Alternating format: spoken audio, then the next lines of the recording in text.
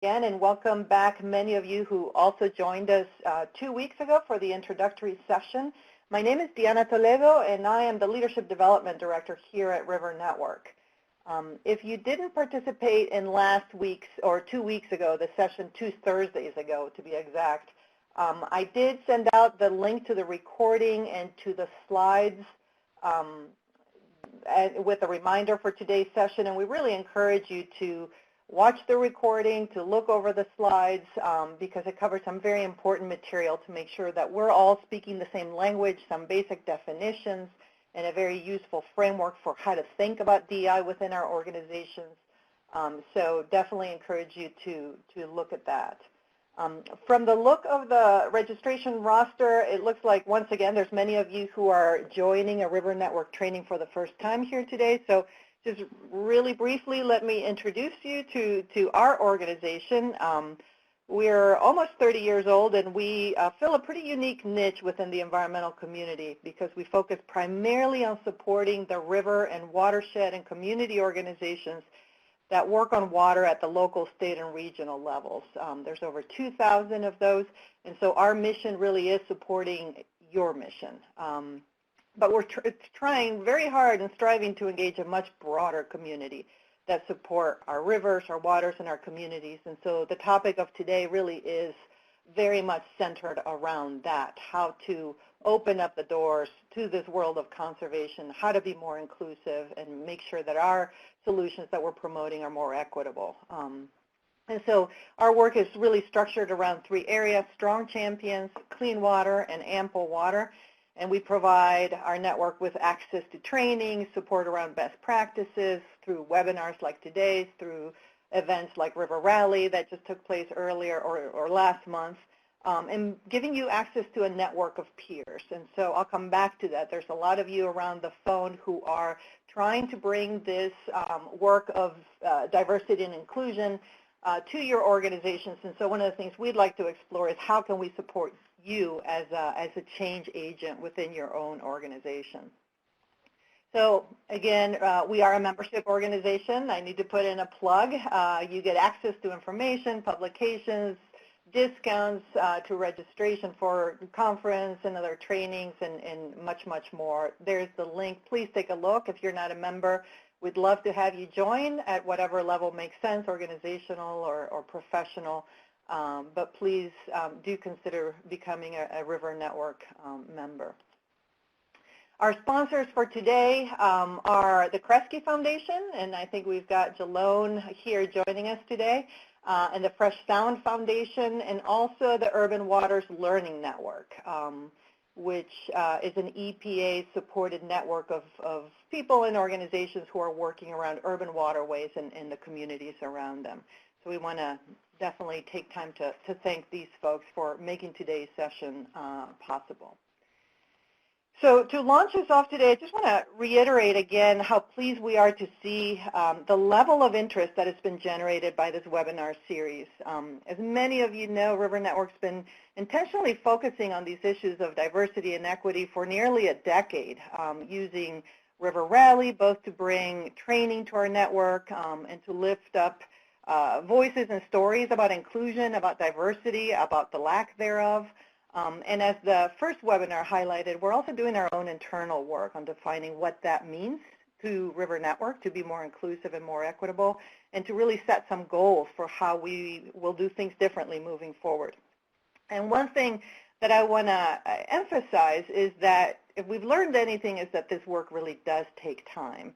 And being more inclusive in how we do our water work really requires us to examine whether the outcomes that we're striving toward are truly equitable. Sometimes it's being willing to recognize that, in fact, we have in the past advocated for solutions that have exacerbated inequities. So all of this work requires some serious introspection on the part of our organizations, our leaders, and some learning that only happens when we're first willing to listen to others in our communities. And so I say that because in the evaluations that we got back after the first session, we heard from many of you that you want more discussion, more support from peers who are also working to lead your own organizations through this process. And so these webinars have really been intended to serve more as a primer, but we do encourage you to build on the material that we cover. One first step would be watching the recordings with your entire organization, board and staff, and use those recordings to launch you into discussions about what your organization can do. I will point again to the framework that Ava and Aparna shared with you, with all of us during the first session, the elephant slide, if you want to go back and look at those slides, as one way to possibly structure those conversations. For those of you who are members of the Urban Waters Learning Network, we plan to host a number of peer calls in the coming months to build off these sessions and to access others who are trying to take their organizations through similar journeys. And so we'll be putting out some details via Basecamp in June. But if you're not a member of the Learning Network and don't have access to that, I encourage you to use the evaluation form or to email me directly to let us know specifically what additional support you'd like. Let us know, what that looks like in terms of training or access to experts or access to peers. We would love to continue to support you and your journey as we walk our own at River Network. And so your suggestions for how we may best do that would be extremely helpful. So I encourage you to let us know. And so with that, I want to turn it to our presenters today. Let's get started. We've got our same dynamic team of Aparna and Ava from the Avarna Group, who bring a lot of passion and a lot of experience working with conservation groups and outdoor recreation groups on issues related to DEI. So let me turn it over to them so they can introduce themselves and go ahead and get us started on today's session. Thanks, Deanna. This is Ava. I will introduce myself and our organization while Aparna switches over slides. So I'm Ava Holliday. I'm one third of the Avarna Group now. I became interested in diversity, equity, and inclusion efforts through my graduate work, where I'm finishing up a dissertation on diversity, equity, and inclusion in environmentalism and conservation. And then in addition to that graduate work, I also worked as an outdoor educator, so that outdoor programming piece is near and dear to my heart, though I think it's a waning portion of my professional life. At the Avarna Group, our tagline is that we provide resources and insights for diversity, equity, and inclusion in the outdoor, environmental, and conservation sector. And we do that through a couple of different ways. We do it through workshops, whether they're online like today or in person. We also do diversity, equity, and inclusion planning, and that's a holistic process to make sure that organizations are approaching this process in a way that is methodical and makes sense for them and fits into the DNA of their organization. And then we also go into some of those deeper dives or evaluations. For example, we'll do a hiring or recruitment audit, a curriculum audit if you're doing any programming, an advocacy audit if that's what you're doing. So that's the breadth of what we do. Aparna, do you want to introduce yourself? Yeah, hi everyone, I'm Aparna Rajagopal-Durvin, and a real quick intro is that I started working in diversity and inclusion with the National Outdoor Leadership School in 2010, and really fell in love with that work and decided to just pop out of that outdoor education box in 2015 to launch the Avarna Group with Ava, and I'll leave it at that. So I wanted to just frame out the day. We'll be asking you all to participate some today, and you can participate via the chat box, like Deanna said. Similar to last time, we'll be going through and answering your questions when there's breaks in the content. And just to give you some framing in terms of the content, 2 weeks ago we talked about the fundamental elements of engaging in diversity, equity, and inclusion work. We defined all of those words. We talked about why diversity, equity, and inclusion, or DEI, is important. And then we also talked about a framing to understand a little bit more about how to approach that work holistically. Today we're going to pivot a little bit and talk about a framing for understanding how unconscious bias prevents even the most well-intentioned folks from doing their best diversity, equity, and inclusion work. So today, interwoven in our discussion on bias, we'll provide some tips and tools, although it's not the universe. And then, of course, we'll leave some room at the end for questions. And then, again, feel free to ask questions intermittently. Before we dive into talking about unconscious bias, just wanted to give you all a quick review of our definitions. We're not going to review the whys, but we did feel like it was important to make sure everyone was on the same page. So I wanted to just quickly say diversity, our definition of diversity, and this is a working definition, is the differences between us based on which we experience advantages or encounter barriers in access to opportunities or resources. So as you remember, we added in that power dynamic to the concept of diversity. The next definition that we went over was inclusion. We talked about how inclusion is celebrating, celebrating, valuing, and amplifying perspectives, voices, styles, values, and identities that have been marginalized, and that it's not tolerating, accommodating, or overcoming differences. Those ideas of tolerating, accommodating, or overcoming, Aparna talked in depth about why inclusion isn't that, and if you're curious, you can go back and watch the recording, but we're really thinking about inclusion as valuing and amplifying perspectives that previously haven't been amplified. Our definition of equity is that it's an approach to ensuring everyone has access to the same resources or opportunity, such as clean water. And equity recognizes that advantages and barriers exist, and that as a result, we don't all start from the same place. And we didn't feel like we could define equity without at least talking about justice and talking about how justice is actually the outcome of equity efforts. Finally, we talked about cultural competence, and that's merely the ability to interact across dimensions of diversity and to flex with differences. So those are the definitions that we walked through last time.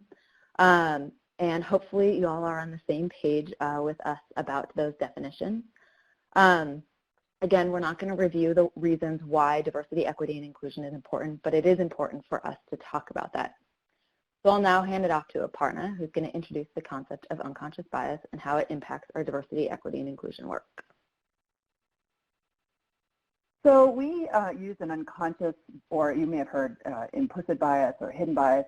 We use it synonymously. We use this unconscious bias framework to explore concepts of diversity, equity, and inclusion for a few reasons. Like Ava said earlier, unconscious bias is the thing that prevents even the most well-intentioned of us from doing our best DEI work. But beyond that, this framework of unconscious bias is also intersectional, and that means that we're not just focusing on one identity. So typically a lot of DEI training is about just race, for example. So unconscious bias actually gives us a framework to think about all identities that experience marginalization, not just based on race. And we'll talk about that a little more in a bit. And then finally, one of the other reasons why we use the unconscious bias framework is that everyone has it. It's a neurobiological reality for all of us. We tell folks that unconscious bias isn't your fault, but it's your responsibility to do the work to mitigate it once you're aware of it. So on to the concept. This slide is, I will say, comes from a presentation that Google has done for many years on unconscious bias. We created it because I thought it was really helpful. Oh, I'm sorry, this is a mantra. I forgot to put this up. Back to the definitions, when Ava talked about what diversity, inclusion, equity, cultural competency, and justice were, last week or 2 weeks ago, we talked about how if you didn't remember all those definitions, you can take this away with you, which is diversity is what we are, inclusion is what we do, equity is how we do it, it's the approach, cultural competency is what we all need to do it well, and that justice is an outcome. Okay, so pivoting back to unconscious bias, we see this slide in front of us. We know that every moment we receive 11 billion bits of information, but we can only process 40 bits of it, which means that 99.99996% of what we process is unconscious. So unconscious bias is really about the way our brains work. It was, in fact, or is, in fact, a survival tool. So as we experience the world and gain information based on our experiences and begin to shape our understandings and reactions and lenses, something happens in our brains. On a neurobiological level, there's a process, and for those who like to geek out on neurobiology, we do too, there's a process called myelination, and that refers to the process of our frequently used neural pathways becoming myelinated or covered in fatty tissue that allows our minds to make connections faster. So the first time we saw, for example, a tiger as human beings, and I don't know if you all can see this tiger in the grass, the first time we saw a tiger and we realized it was a predator, these things called myelin sheaths develop between neurons so that we can more quickly make the association of orange and black stripy creature equals predator equals danger equals runaway. And next time we saw a tiger, we didn't actually have to see the entire tiger to realize unconsciously that danger was before us. If we had to consciously process that this was a tiger, for example, if we looked at this image and said, well, I don't know what that is. Does it have legs? Let me get closer. We would have actually been lunch for the tiger. We would not have survived as a species. So we wanted to give you a definition of unconscious bias. It's unconscious, subtle, involuntary assumptions or judgments that we make every day based on our prior experiences and culture. There are two types of bias that we want to focus on that we typically see crop up in the work that our partners do. And they're usually the ones that pop up in our interactions with each other as people. The first one is this idea of affinity bias. So we have this image, birds of a feather flock together. So this refers to our unconscious tendency, not conscious, like unconscious tendency to seek people or scenarios that we're familiar with. And this can play out in a few different ways. So, you kind of think about your group of friends or your community. There's likely something you all have in common because we all gravitate toward people who have similar experiences or identities. So affinity bias, as you may imagine, has actually helped us, do things like build community or even start organizations like yours with groups of like-minded people. But we also know that affinity bias can be harmful if we don't keep it in check. And one of the ways we see this happening is in hiring practices, which I'll talk about in a little bit. This idea that without even knowing it, we may think of one candidate as being a really great fit for a job at our organization versus other candidates just because they have a similar identity to you.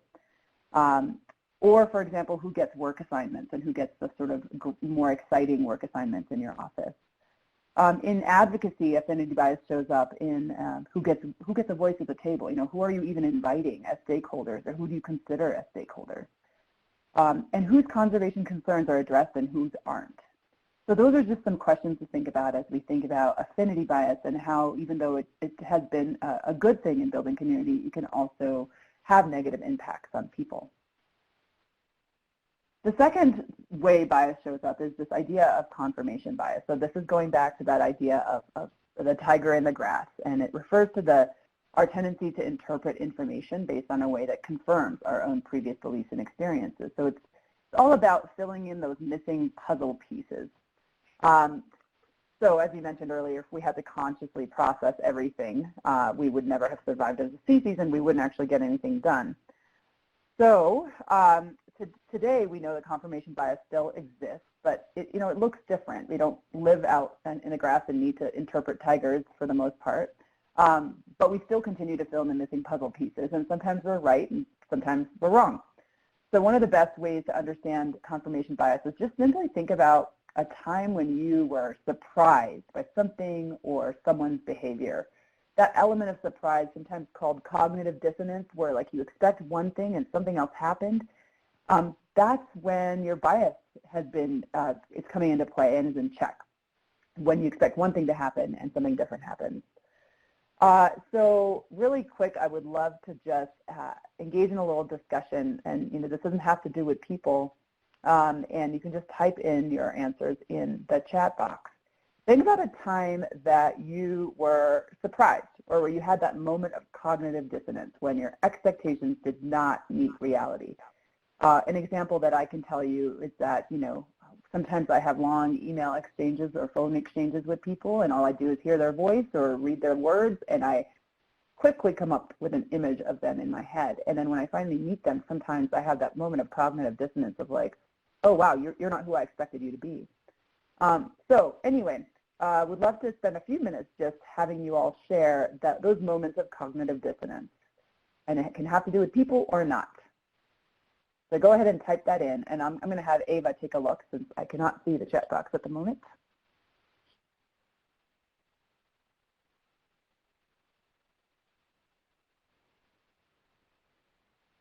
Looks like lots of people are typing, but nothing's shown up yet.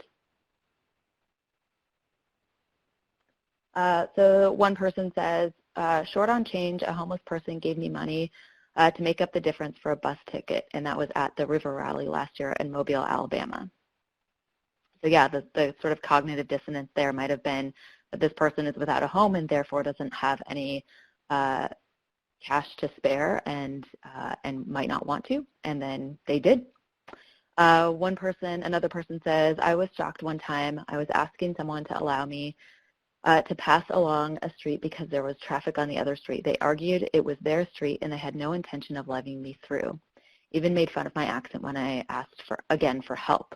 And so this is an example of, expecting someone to just provide a common courtesy, and they didn't. And also that person who you were interacting with may have had, may have been telling themselves a story about you and who you are and why they should or should not help you and why you do or do not belong there. I'm sorry to hear that sounds really tough.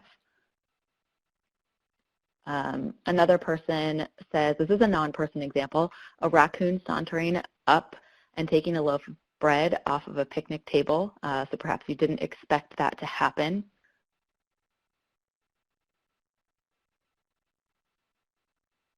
Like a couple more folks are typing.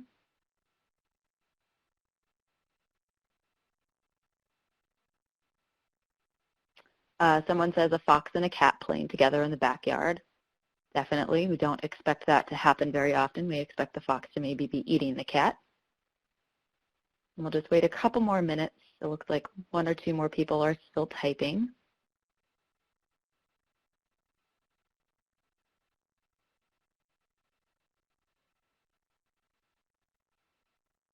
Someone says, on a family vacation, our car broke down. One would stop until a group of motorcycles, a group of motorcycle riders stopped, were worried, but they helped us, and they were the only ones who did. Okay, so your car broke down, and a whole bunch of folks drove by, and it was only the motorcyclists that stopped and were concerned for your safety, which is perhaps not what you had expected. And last one that I'll read is picturing characters in a book you are reading, and the movie comes out, and they are totally different. That's a great example. Oh, there's two more that just came in. I assume my new boss had a high tolerance for detail given her PhD in estuary and ecology. So much nitty-gritty, but that's not necessarily true. Yeah, we all have different orientations of detail. Talking to someone and then meeting them when their voice or their slang make you think that they are a different age, and then you're present with them face-to-face and it's totally different. Yes, definitely. Okay, last one, and then I'm really going to hand it back off to Avarna. Working construction as a teenager with long hair, one guy went on a long rant about hating hippies and what he'd do if one wanted to date his daughter, and then looked at me and said, well, you're different. Yeah, and I think that that last one is actually, will dovetail nicely into when we talk about stereotypes, which is a manifestation of bias, and we'll talk about that in a little bit. Okay, Avarna, I'm going to hand it back off to you. Yeah, thanks, Ava. And I am going to hand it back off to you in a second because I want to actually engage in another activity. So moving away from these moments of cognitive dissonance that you all experience, I actually want to hopefully generate that moment of cognitive dissonance with an activity. So you have it before you an image of two tables. These images come from the book Blind Spots, The Hidden Biases of Good People by Mahzarin Banaji and Tony Greenwald. And there's a link to that at the end of this PowerPoint that we'll all give you. What I'd like you all to type is, just looking at these two tables, like what are some of the differences? You don't have to overthink it. What are some of the differences between the table on the left and the table on the right? And go ahead and type that in the chat box, and I will have Ava once again read them all out loud. Someone says book orientation, long narrow table and fat square table, width and height, rectangle and square, apple short, apple tall, short, fat, long, skinny. Great. Okay, so I'm going to play, this is an animated GIF, and what the illustrator has done here is sort of play with our unconscious bias, our confirmation bias to be precise, because they use perspective drawing to cause us to think that these tables are actually different, when in fact the actual tops of the tables, the shape, as you can see here, and I'll play it a few times, is actually identical. So that rhombus shape that comprises the tops of the tables is identical. So why is this an example of bias? It's, because again, basically any optical illusion that you look at is meant to sort of get you to go down one very quick pathway and cause you to see things or expect to see things in one way, and then check that and give you that moment of cognitive dissonance. And again, this illustrator used the perspective drawing to cause us to think the one on the left is as long and skinny as someone said, and the one on the right is fat and square. So that's just an example of bias with respect to tables, but is that what we really care about? Probably not necessarily with DEI work, though, I mean, I think those moments of cognitive dissonance can be fun and optical illusions can be fun. What we're really talking about is when this happens with people. And so now I want you all to picture this. I'm going to show you a scenario and read it out loud and just have you picture this scenario in your head. So picture this. After scrubbing down, a surgeon walks into surgery for a routine appendectomy, and the surgeon greets the patient and the surgical team, tells the patient about the process of the surgery, and then begins the anesthesia process. A surgical nurse assists in the anesthesia process, while another continues to organize the surgical instruments. Once the patient is fully under, the surgeon turns to one of the nurses and says, "Let's get started. Scalpel, please." Okay, so I'm hoping you all have this picture in your head. So I am just curious, and if you can type this in the chat box, what does the surgeon look like? What is their, in your image, in your head? Who's the surgeon? What is their race? What is their gender? Ava, you can read that stuff out loud as usual. Yeah, sounds good. And just a quick note, I'm getting some feedback that we're both a little muffled. And so, Aparna, I think if we can just speak a little bit more slowly, that would be great. Great. So one person says, guilty, white, male, white, middle-aged male. Someone says, man. First thought is that the doctor is a white, middle-aged man, male, skinny white male, sad face, older woman, Indian woman.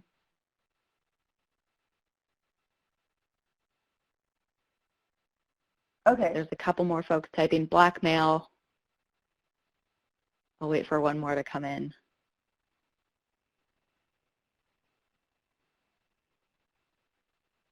It looks like everyone is furiously typing. And as you're all typing, go ahead and share how you pictured the nurse as well.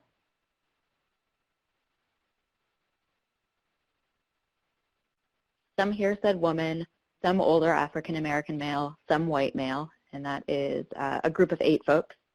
White or black women, nurses are mid-30s women, women of no specific ethnicity, white female nurse, white female. I think we're now just talking about the nurses. Nurses, young, white, short. Someone says Jamaican male. Okay, great. Are there still Great. people So, and then typing? I'll add in this last one. After years of watching Grey's Anatomy with my daughter, there are men and women in the team. Didn't think about color or age really. Okay, so that's a good battering of data. And typically, and I know some of you did not picture this, but typically folks will, unconsciously, without, we have not gendered anybody in this particular scenario. Well, they'll unconsciously picture the doctor as a white male, the nurse as a female, and this is all of us, regardless of our gender. And that seems to be a trend generally, at least with a nurse. Most of you picture the nurse as female. Many of you picture the doctor as male and as white. And so, as we defined it earlier, unconscious bias does come from our own previous experiences. And so for some of you, these experiences were Grey's Anatomy, so the media that you watch. For others, potentially it was personal experience with your own doctor. And so typically at this point, people say, so what's wrong if I picture the doctor as a white male or if I picture the nurse as female, when that is just a reflection of my lens or my experience, or maybe even reality, because we know that there are men who are women are underrepresented in science, technology, engineering, and math. So really quick, just want to ask you all, what's the issue if your picture in your head, if your sort of norm was a white male doctor and a female nurse?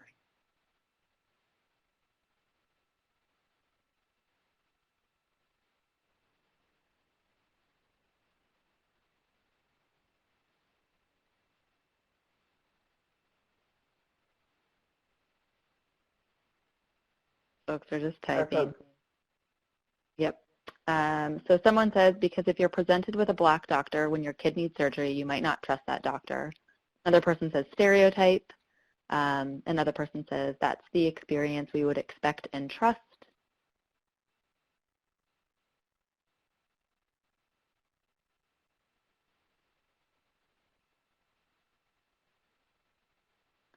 A couple more folks are typing. You seek out the pro that fits your bias. Great. Mm-hmm. Confidence issue. Yeah. So you're all getting to one of the impacts, which is that idea that it's the norm for a doctor in your head as a male or a white male, then you experience that moment of cognitive dissonance when that is not the doctor. And regardless of your conscious knowledge that doctors can be of all genders and races, there might be that slight unconscious belief that this doctor is maybe not as competent or not the norm. And this actually happened on a Delta Airlines flight last year where a passenger needed medical care and the flight attendant asked for a doctor, and a black woman stood up and offered her care, and the flight attendant said something along the lines of, "Sit down, honey, we need a real doctor," and proceeded then to ask for a real doctor, and then a white man got up and he ended up offering the care. And so when we talk about unconscious bias, regardless of whether or not it's a neurobiological reality for all of us and it's based on our previous experiences, what we say is, think about the impact. Another impact that I'm not sure any of you mentioned is that if our norm in our head is that a nurse is a female and a doctor is a white male, what does that say to potentially a young girl of color or a young person of color who wants to be a doctor? You've got to see it to be it, and if none of us see it in our unconscious brain, that creates a real problem for the prospects for young people. And so impact is what we want to focus on when we talk about bias, regardless of whether it's a reflection of reality. And so when we think about reality, I also wanted to show you this, which is if you just Google surgeon, these are the images that on the first page of Google Images is these dudes right here, right? So of course, like this is what we let wash over us is Google Images and media, et cetera. And unless we're constantly keeping that bias in check, we may unwittingly perpetuate the system of, or the trend of doctors generally being men. So I'm going to now hand it off to Ava, who's going to talk more about the so what do we need to do about bias, and why should we care? As Aparna said, I'm going to talk about the so what piece. We've been talking about, in some instances, bias is good, and in some instances, bias is bad. It's good in that it has been, it's been what has helped us create community. It helps us make decisions really quickly. But it also has negative impacts, like we were talking about with the Delta flight, and someone was typing in that story was so infuriating, and I really agree and sort of feel similarly. So we want to be really precise about what type of bias we want to mitigate and interrupt. And we talk about this in two different ways. So the first way that we say it is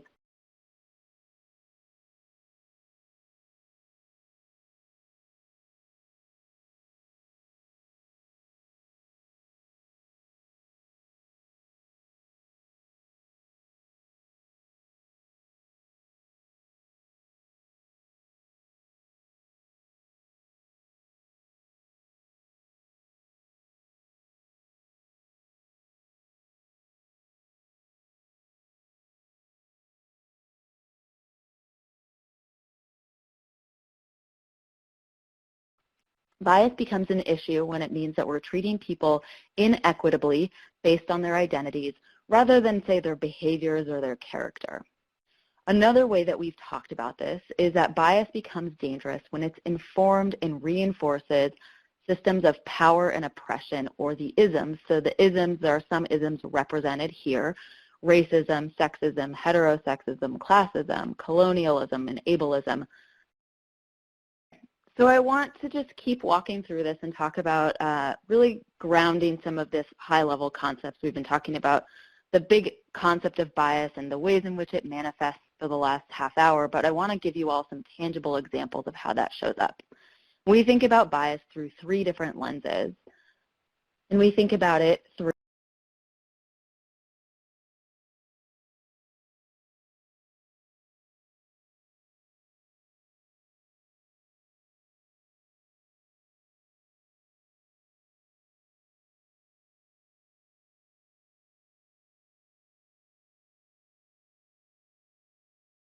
through an individual lens.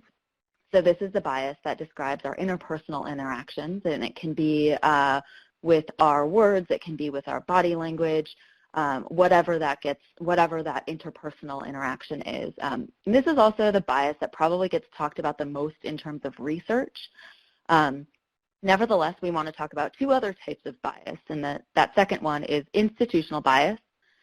And this refers to the practices, the policies, the programs, the procedures that are all endemic to your organization. And they're all imbued with some sort of bias because they were created by individuals who have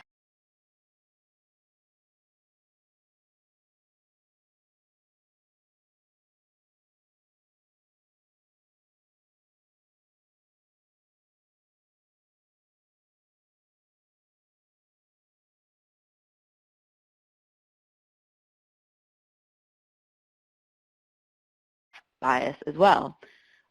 This goes back to what Aparna was talking about earlier with those hiring practices, or maybe your advocacy structure. We'll talk a little bit more about that later on in the webinar. And then finally, we like to talk about industry bias. Now, this is a little bit of a misnomer for folks because industry sometimes is like folks automatically start thinking about oil and gas, but we kind of like the alliteration of individual, institutional, and industry.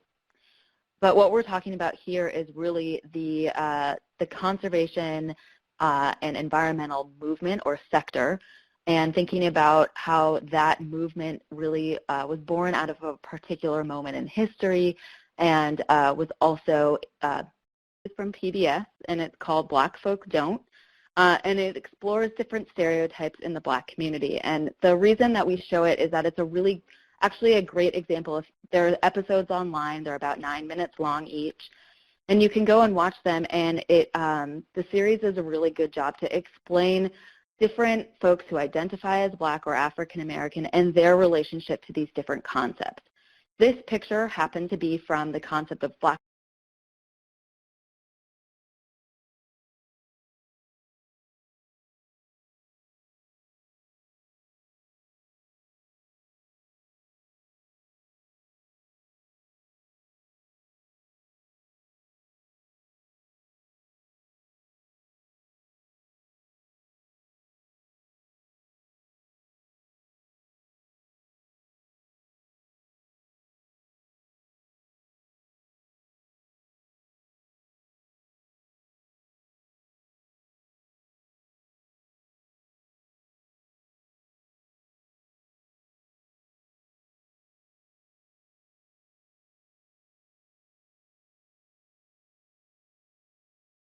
Folk Don't Go Green. And I actually recently went back and watched it a day ago just to refresh my memory. And it does a really good job of, some folks are talking about, hey, my grandmother was going green way before the 1970s and way before Earth Day and the Clean Air and Clean Water Act. Some other folks are saying that recycling is something that they don't do or that their family doesn't do because they feel like it's been imposed on them, quote unquote, by the man.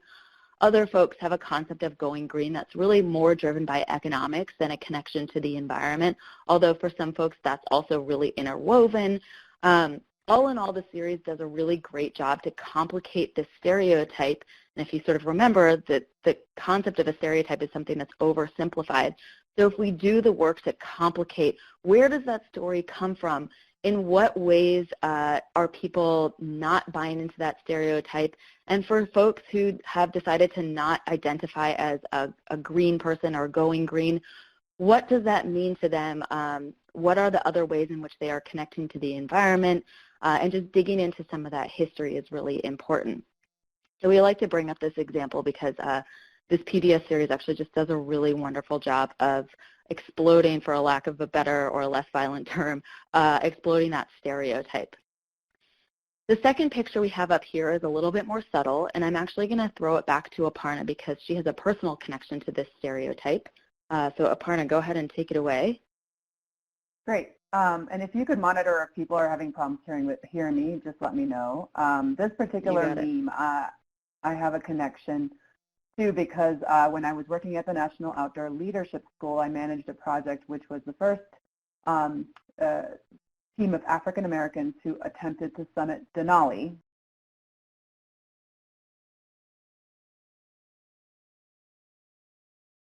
It's the highest peak in North America in Alaska, and it was on the 100th anniversary of its first ascent.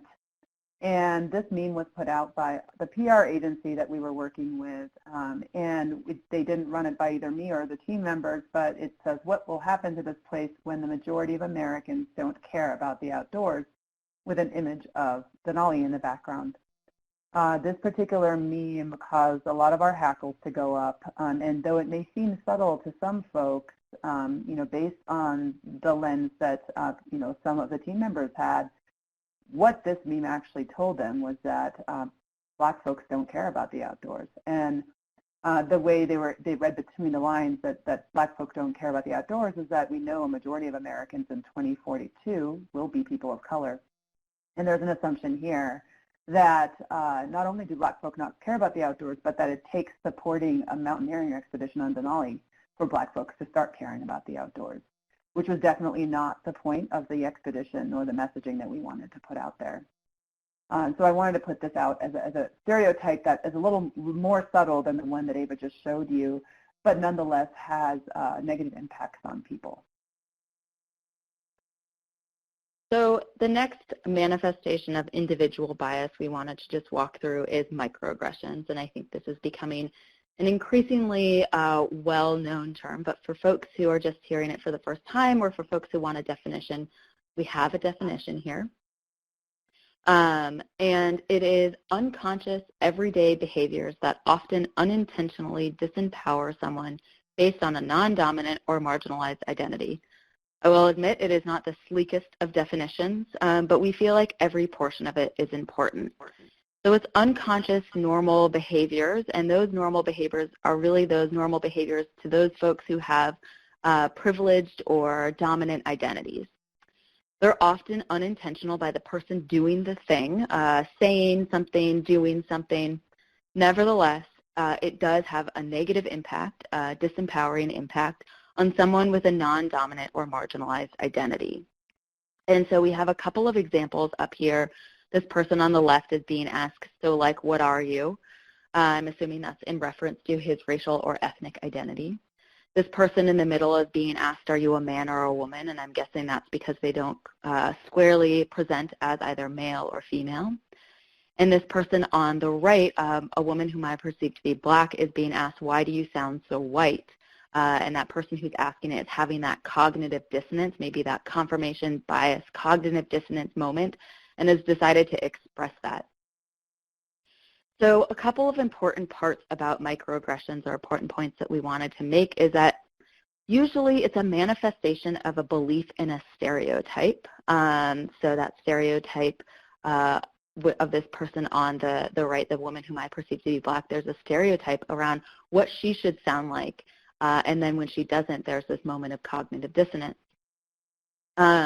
We also want to say that it's unconscious only to the person who's actually doing the microaggressing or who's saying the thing that is impactful. But it's often, it can have a really big impact, even if it just happens once, to that person who's on the receiving end.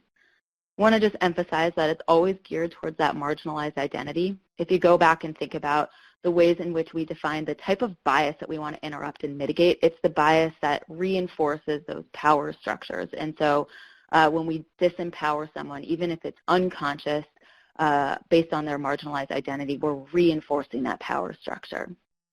It's often serves to make someone just feel different, and that's a really sort of simple way of thinking about a microaggression. And then finally, a colleague once told us that it can feel like death by 1,000 tiny cuts.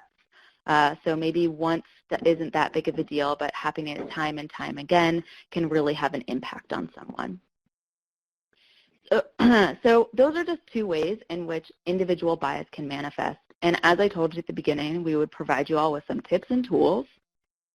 This is not the universe of tips and tools, but these are ones that often rise to the top. So the first one is expose yourself to different voices and perspectives. And this is about getting outside of your bubble, hearing what other people have to say, and maybe the next time you imagine that surgical team, you would imagine a much more diverse group of folks. Next, Don't rely on people with marginalized identities to educate you. This is something that I think is really important, and that certainly we want to hear about people's experiences and how it connects to their life, yet we don't want to ask them to say, hey, you know, Ava, you're a woman. Can you tell me about the female experience in the outdoors? I can really only tell you about my experience. I'm not going to speak for all women because there are a lot of us. Next. Amplify voices and perspectives that are less heard and decenter traditional perspectives.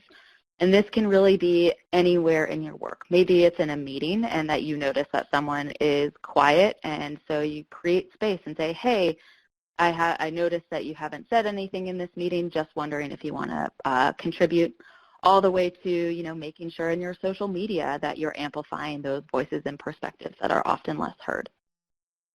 Next, seek people with like identities to process through your biases, and I think that this is something that's really important. I will share my own personal experience as a white identified person. I'm often processing through some of that more that I will say that the uglier side of processing through your privilege with folks who are also white identified. It's important for us to sort of keep that contained within our own community and then be able to move forward in a more multicultural world without having to really expose folks of color, in this example, to me processing through my own white identity. Next, be open to feedback. It's a gift. This is really important. Feedback is difficult to give, and it's difficult to receive. Nevertheless, we're going to mess up, and so it's important for us to be open to that and to know that about ourselves.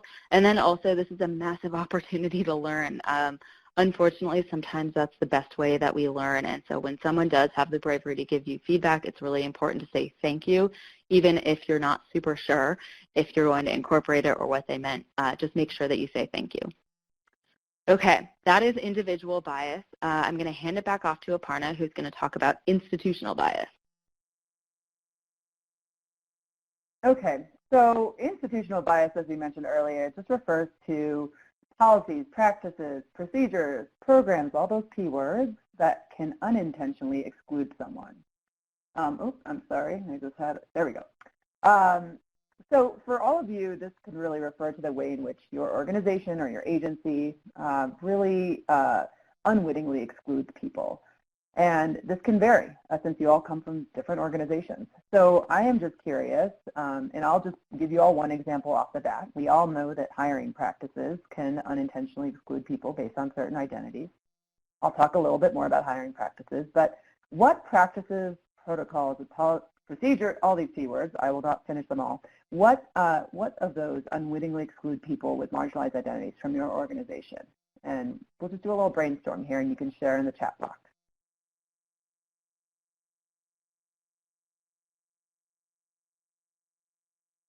Someone says transportation, living wages, where we advertise jobs, geographic area served, recreation, promotions, the lack of policies that state support of diversity or a lack of anti-racism statements, the way we solicit projects and where, the style in which communications are written,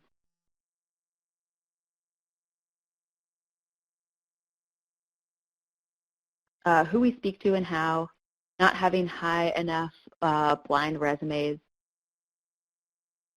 requiring degrees and certifications only offered at specific universities, and more importantly, not offered at a broader swath of universities, verbiage we use on our job, on our website or the job description, photos on our materials, non-blind resume screening, not disclosing salary ranges, asking for prior salary. Y'all are happy. People are getting really into the weeds list on the hiring. This is a great list. So it seems you all are quite aware of some of the best practices with respect to hiring, which we'll talk about in a bit. And yeah, so we know that institutional bias crops up really everywhere, and I think one of the best ways to tackle this, we can't solve it all in a 1.5-hour webinar, but we do really advise creating some sort of holistic plan for diversity, equity, and inclusion using some of the frameworks we talked about 2 weeks ago. to really address each of these places or touch points in your organization where there are systems that exclude people.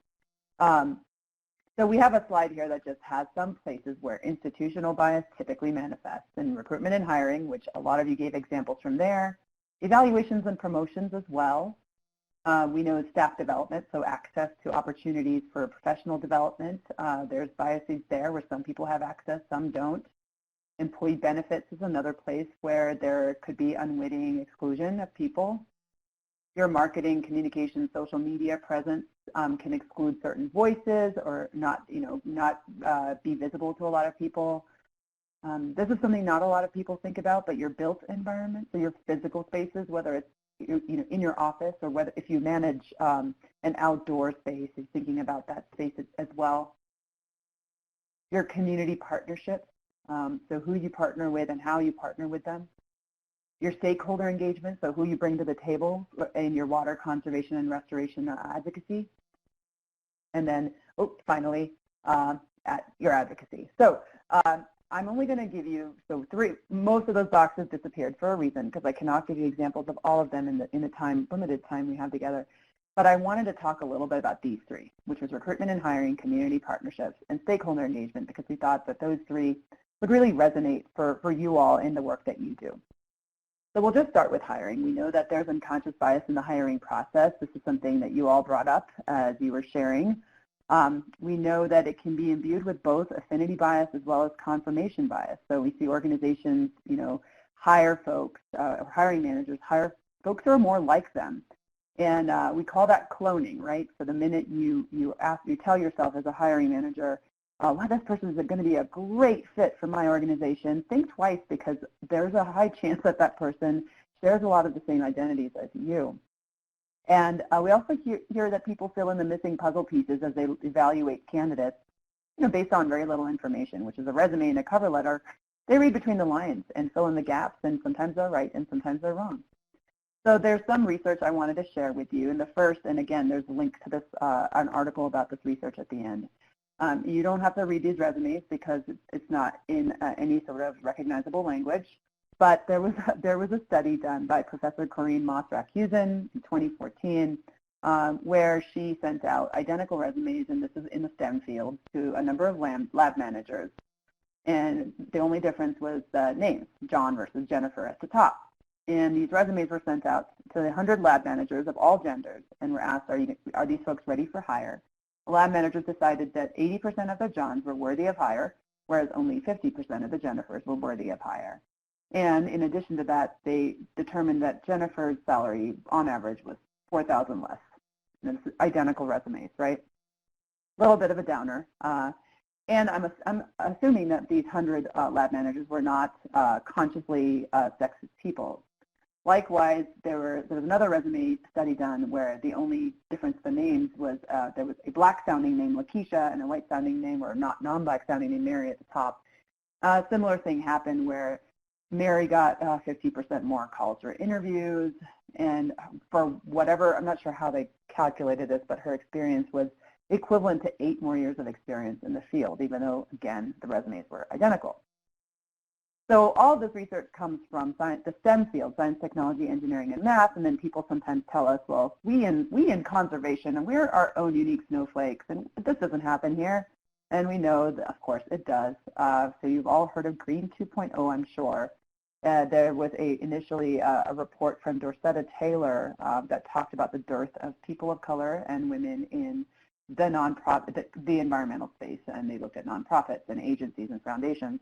This image is actually from their most recent data from this year, and it shows that there continues to be a dearth of people of color in the green sector. So in terms of full-time staff, senior staff, board members, with all NGOs, you can see the breakdown. In the blues are people of color versus white folks, and then in the green versus orange, it's gender breakdown. And those are the two identities they looked at, with gender and race.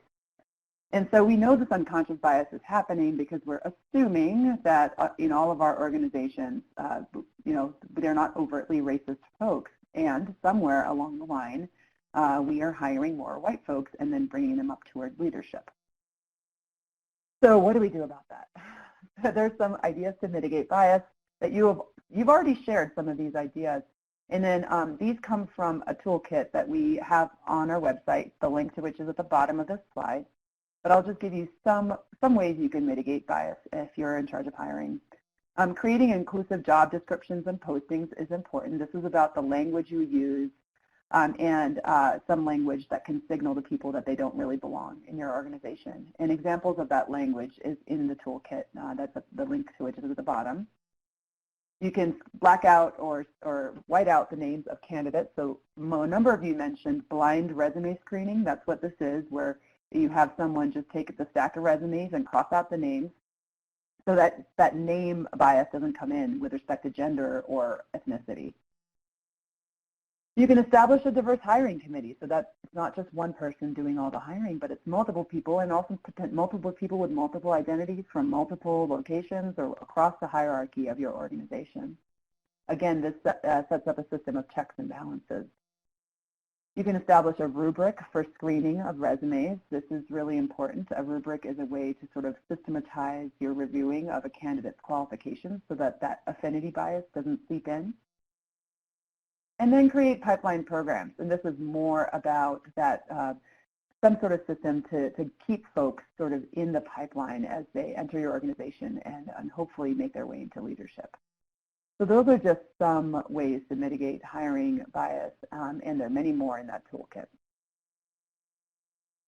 The next way we see bias crop up is in community partnerships. And those of you who are biologists may cringe at this particular image, but it's an image of the possible relationships among organisms, and it could also be analogized to the relationship among organizations. So you have the commensal relationship at the top, where the one organism or organization is taking from the other and the other doesn't know it. The parasitic in the middle, where one is taking from the other and the other knows it, does not like it. And then finally mutualistic, where both organizations or organisms are giving and taking equally and benefiting. We have noticed a trend in the last 5 years that many organizations in the conservation space invite grassroots organizations that work with communities of color or low-income communities to tell them how to be more culturally relevant. You know, whether it's doing a keynote address or a panel or coming to consult with them. There are some really inspiring people of color out there amplifying their message and helping organizations become more culturally relevant, at least with respect to race and ethnicity. But we also know that some of these folks are really tired. You know, borrowing an analogy from an understandably frustrated colleague, grassroots groups are not insulin pumps prepared to inject people of color into the conservation movement. You know, we really need these true partnerships that are reciprocal or mutualistic. So when we talk about partnerships, we say to truly engage with and not merely serve community organizations, just simply ask how you can support them instead of asking them to support you. And for some, the answer could be as simple as, hey, I need some office space, or can you co-write a grant with me so I increase the likelihood of getting that funding? We have some tips here on partnerships that I wanted to share with you. The first, as I mentioned earlier, is asking partners how you can support them. The second is avoiding paternalistic paradigms. So a lot of organizations use the service and empowerment language when they talk about working with marginalized communities. And that, again, implies this power dynamic that we don't want to reinforce. And be aware of those power dynamics. Whether you're an organization that has a historic power over the community that you're trying to work with. Establish clear goals and expectations in your partnership. So that acronym is what's in it for me. So every partner should have an answer to WIISM. And then provide mechanisms for feedback so that your partners can give you feedback on how it's going. Without their feedback, you won't know whether your partnership is truly mutualistic. Okay, I have one more example of institutional bias, and then I want to hand it off to Ava to talk about industry bias. And this is in stakeholder engagement. And this can sort of bleed a little bit into this idea of partnerships, but this is more about who you bring into your, if you're engaged in advocacy with respect to water conservation and restoration, and who's actually at the table. And so we have this image down here with someone making a speech and people in the audience saying, you can engage us better down here, you know, meet us where we are. So we have an example, a case study here of Houston. So we know the city of Houston embarked on a $220 million, they're still on this project, Bayou Greenways 2020. 150-mile network of continuous, hiking trails and biking paths and green space running throughout the city of Houston. And when the city's Parks and Rec Department conducted its master plan park survey in 2014, the majority of respondents replied that they wanted their neighborhoods and their parks linked to each other through pathways. The problem was that about 2/3 of the people who responded to this survey were white and had household incomes on average over $75,000. And this did not reflect the demographics of the city of Houston. So we know that not all these stakeholders were at the table. So to correct this misrepresentation, a group of researchers from Rice University conducted another survey, and this one really aimed to capture the voices of all Houstonians. And they found out that the priorities of African American and Latino Houstonians actually vastly differed from the initial survey, and connectivity was actually ranked last. What they actually wanted was, clean and functioning public bathrooms and water fountains, better lighting to make the parks feel safer at night, better playground equipment, array of recreational infrastructure. So again, this is just a case study in an agency in here, a city, that did not initially invite all the stakeholders to the table and then caught that before it was too late. We have some engagement practices, better practices for stakeholder engagement, and here we'll just say that we're working with the Wilderness Society to actually publish a more robust stakeholder engagement toolkit that'll be published this year and free and available to all. So some of these tips actually come from that toolkit. The first is really doing your homework beyond demographics. And this is really about figuring out more about the community than just gender and race and income, which is what people traditionally do. Figure out who are their community leaders, what are some of the cultural norms in the community, what are the barriers they historically and currently experience, and be aware of past projects. So this is, not going in and trying to pretend that you're starting from a clean slate if this particular community has already engaged in a project with respect to water conservation and restoration, or in this particular area. What was their relationship with the project? Was it positive? Was it negative? What are some learnings you can take to your new project? Build rapport with the community and its leaders. It's really important to find out who those leaders are, whether they're faith-based, government, elders, agencies, and build rapport and relationships with them. And as well as with community members. You can't just come into a community and say, hey, this project is good for you. Come to this meeting and give your public comments. Be clear how you're going to consider the community's input. So when you're actually seeking stakeholder input, like the City of Houston did, make sure that the community knows that you're going to actually consider their input and how you're going to consider it. Because the last thing you want is to seek their input and then keep moving in a direction that doesn't consider their input. They're really going to feel like their voices weren't heard. And then this final tip is about process. The stakeholder input process is almost as important as who you invite to the table. And that process needs to be accessible and relevant. Surveys don't work for everybody. Public meetings in inaccessible locations where you're asking people for comments also doesn't work for everybody. So you just need to do some research and figure out what is the most meaningful way that I can get input from this particular community organization or this particular community. Okay, I just went through very quickly a list of 3 ways that institutional bias crops up, and then some examples, and then gave you all some tips. I was going to shift gears and hand it off to Ava, but I feel like potentially this is a good time to pause and make sure that we answer any questions you may all have on individual and industry bias, or individual and institutional bias.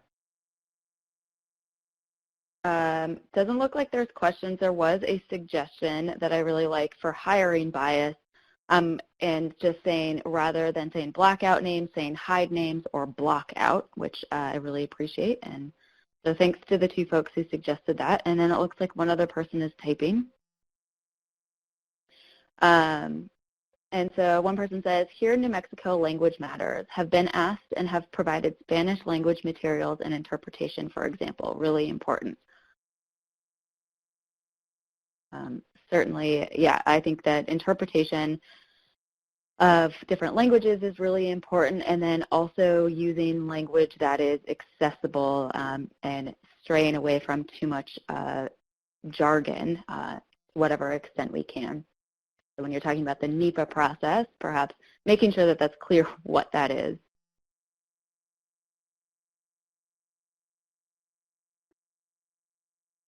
Okay, I'm going to keep going. I'll encourage you all to continue typing in questions, and then we will have time, a little bit of time to answer questions at the end. But I wanted to talk to you all about industry bias. And we put up a quote here that is, what is wilderness? Wilderness is not simply a place or idea, it's also a political process. And this is just to get our wheels, this is from James Morton Turner. And this is just to get our wheels turning and remembering that wilderness, and I know that wilderness might be a little bit of a less relevant term for folks who are doing mostly water management, but this concept of how we connect to these wild places doesn't just happen in an apolitical vacuum.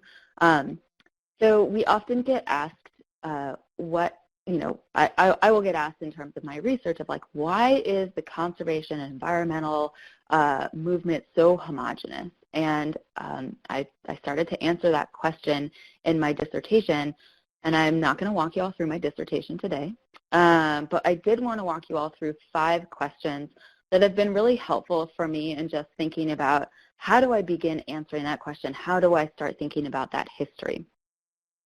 So the first question is the when. What was happening in the U.S. at the birth of the conservation movement? And this is something that is important for us to think about in terms of, you know, I think when I think about water conservation, I'm really thinking about the early 1900s, the 1902 and 1911 with the Reclamation Act and the Weeks Act, although I'm sure there's many more that I'm missing there. Just thinking about who had the right to vote in that moment, who was being dispossessed of their land in that moment, or, you know, I'm really thinking about indigenous folks who were dispossessed of their land starting in the early 1800s, at least in a legal way. What was happening for Black folks, for other folks of color, for women, and other groups that were just not reflected in the environmental movement. So we need to think about what were the social values that were present at the birth of the conservation movement. The second question we can either phrase as what or why. Here we have it as why. What was the impetus for the conservation movement? This question helps us understand why water and land is preserved and conserved. At the Avarna Group, we often ask ourselves, in service of what, when we're trying to understand the root of an action? And this helps us understand what ultimately has become a dominant yet pretty narrow vision of how to engage and protect and preserve land and water. The next question we ask is how. We want to know how our public lands and our public waters and preservation of natural spaces came to be. And this really requires us to think back around how did public land become under the auspices of the federal or state government, and what processes of dispossession, specifically dispossession of indigenous people's lands, happened in service of public land, quote unquote, for all. The next question we ask is by whom? And this helps us understand who was at the helm, for whom.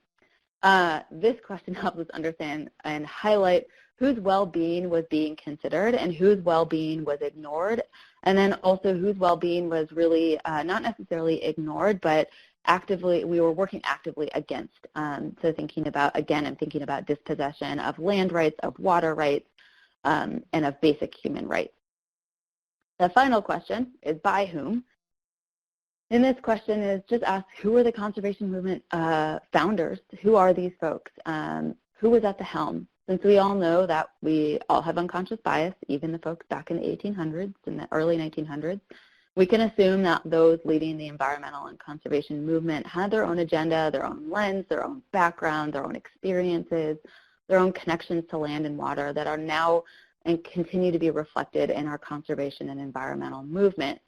This is not necessarily saying that that is a good or a bad thing, but it certainly helps us describe the homogeneity of the movement itself. So those are the, 5 guiding questions that we have used to sort of think about how did we even end up in this place. And I also want to be really clear about the impacts of all of this.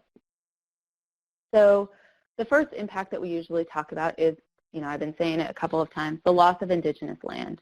And this is a GIF that shows the really rapid loss of indigenous land from the late 1700s to the late 1800s up to present day.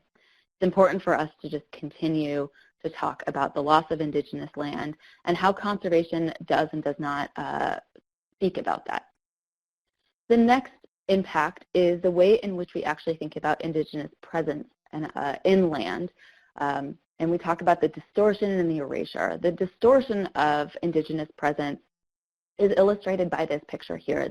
This is Awanichi women. They were dispossessed of their land in what is now the Yosemite Valley.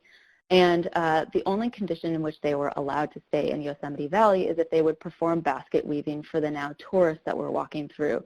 So their presence in the land was distorted by colonizers. We also don't talk about land that we are on, and we don't talk about the presence very often. I will tell you all right now, I'm in Berkeley, California. That is the land, I'm in Ohlone land. And it's important for us to continue to recognize that Indigenous folks are still very much present and have a connection to land. And so we want to mitigate that erasure of their presence, past and present. Next.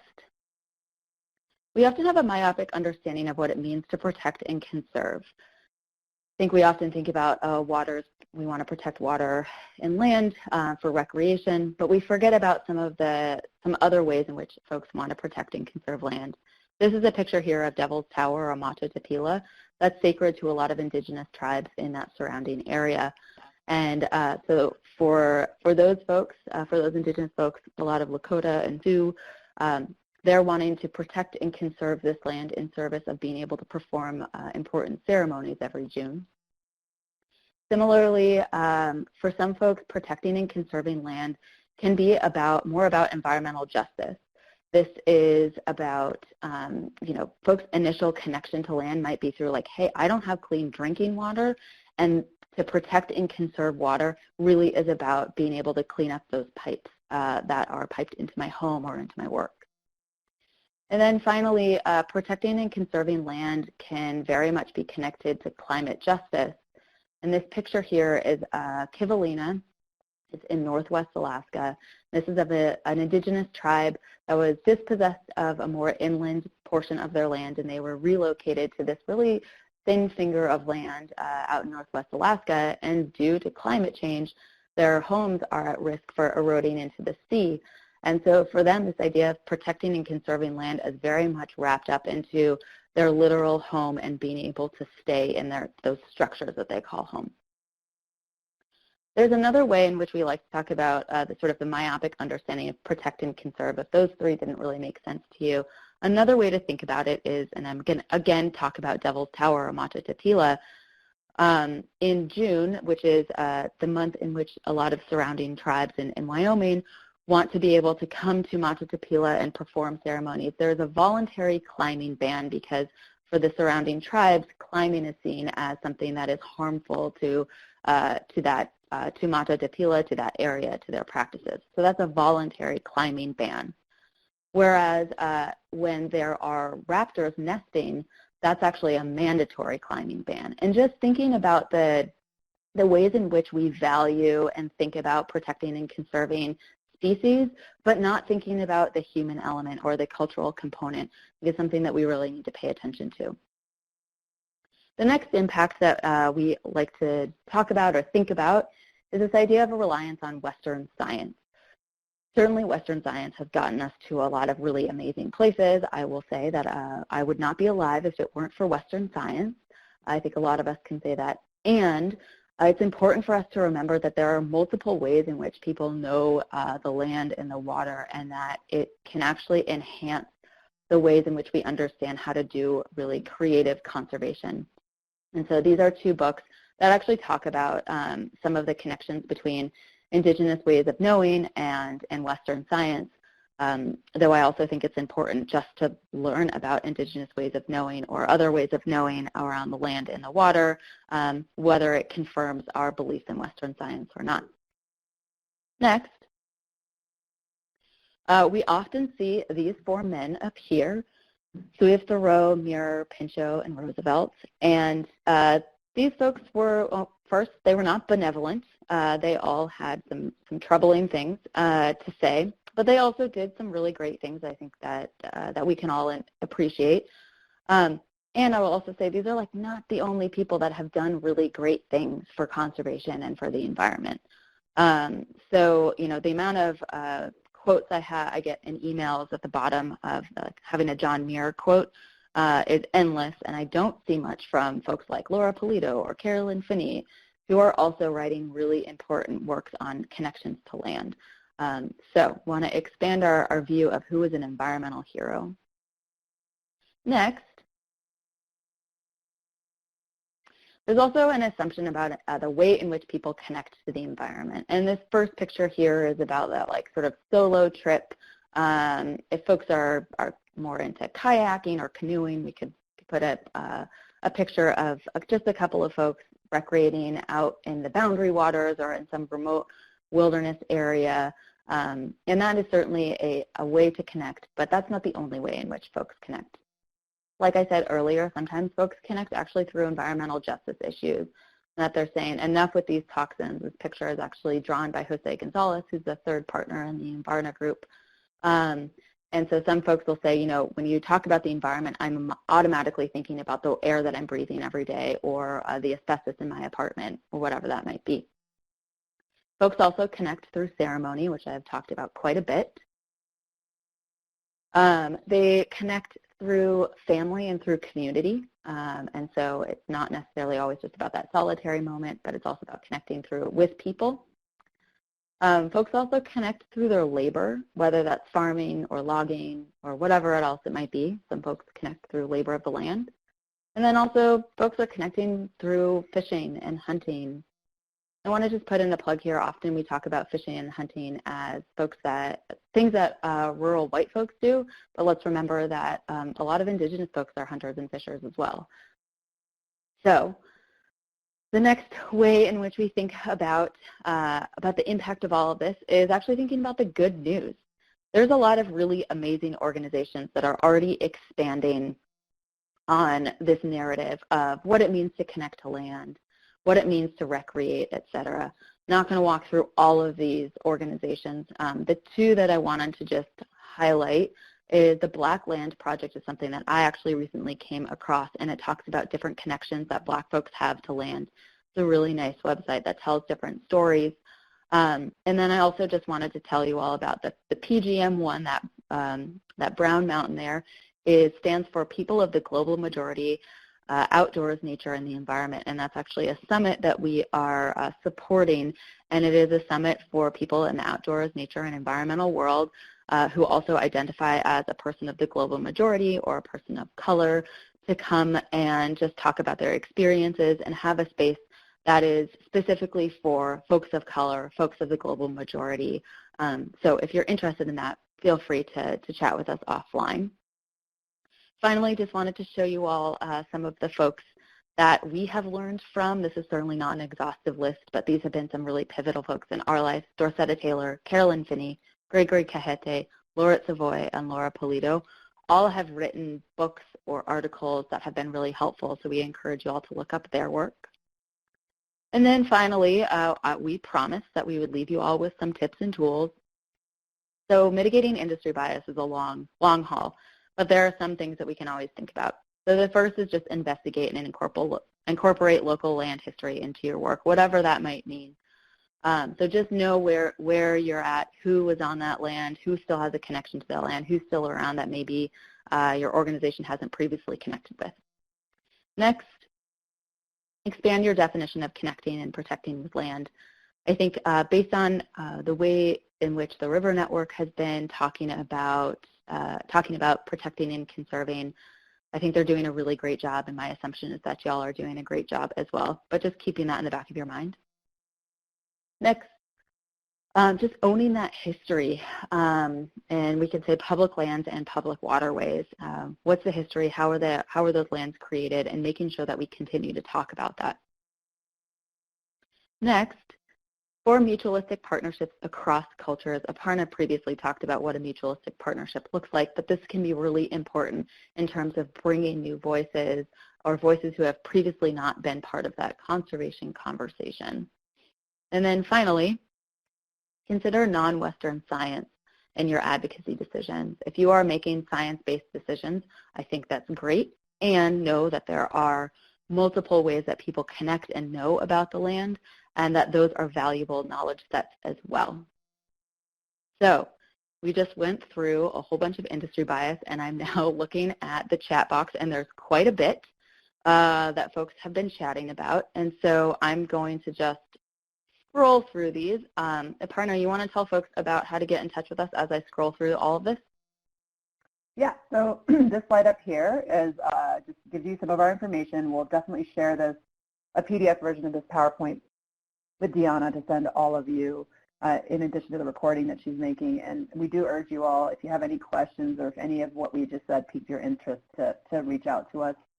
Happy to continue the conversation after the webinar.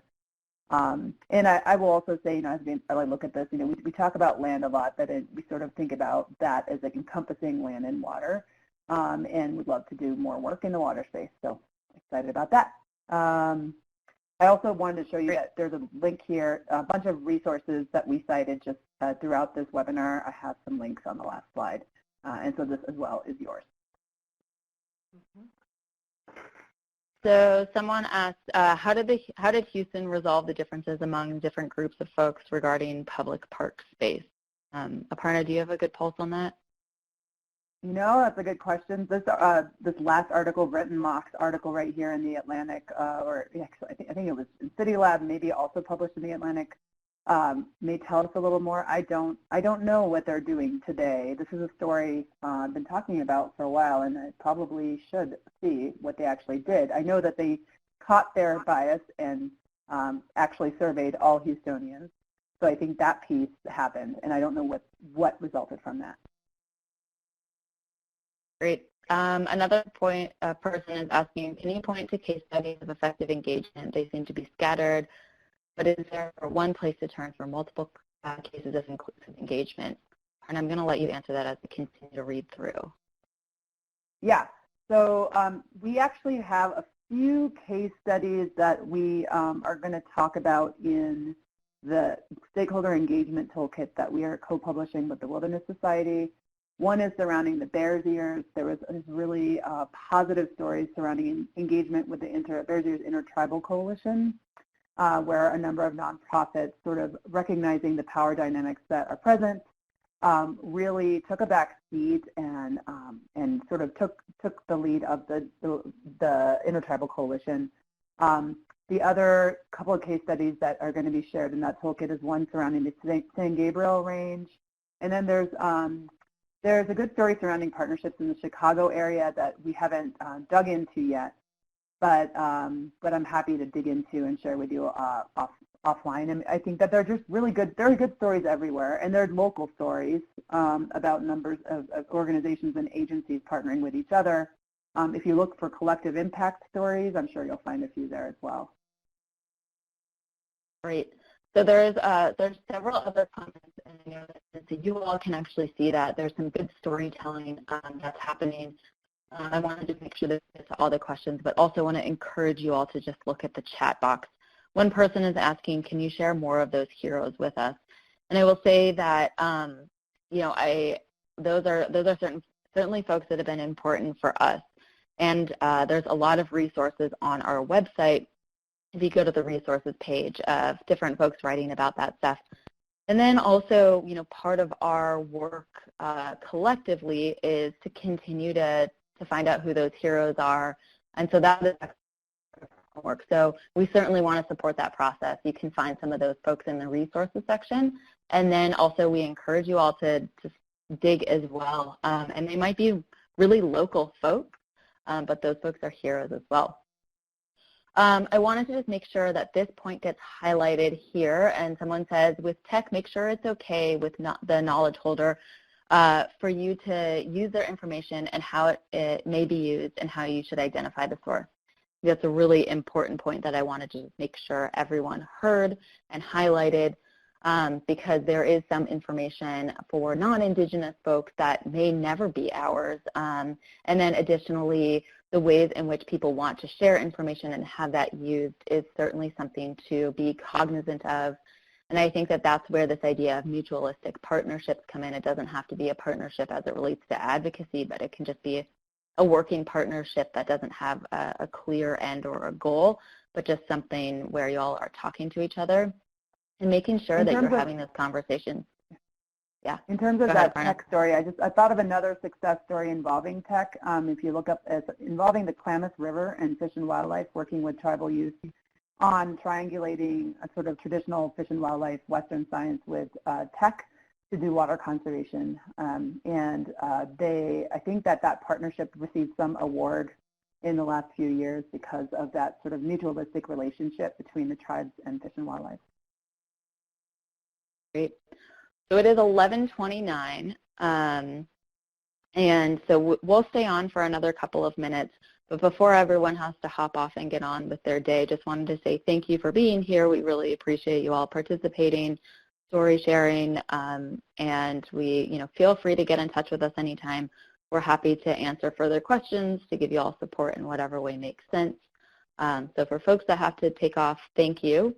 And for folks that want to continue chatting away, we'll be here. And this is Deanna. I'm trying to bring up our last slide. I want to encourage everybody to please fill out the evaluation, and that's a great place to let us know how else we can support your organization along your work on DEI. And including in that is we'll send out the link to our trends report so that you can, if you would please take some time to fill out that survey so we can continue to track the level of diversity, gender, ethnic, and racial diversity within our staff and boards in our organizations. That would be very helpful. Hopefully the link will pop up here. There it is. Thank you. All right. So yes, please, if you've got any other couple of comments, please type them into the chat box while we've got our speakers here. But I just want to thank everybody, starting with Ava and Aparna. Thank you so much for this session and the last session. We'll follow up with a recording and copies of all of these, or links to all of these resources that were included in their presentation, so that you can learn more. As we said in the beginning, this is slow work. There's a lot that we each have to educate ourselves on, going back to the history as individuals, and a lot of reflection as organizations. So let us know how River Network can help you on both of those.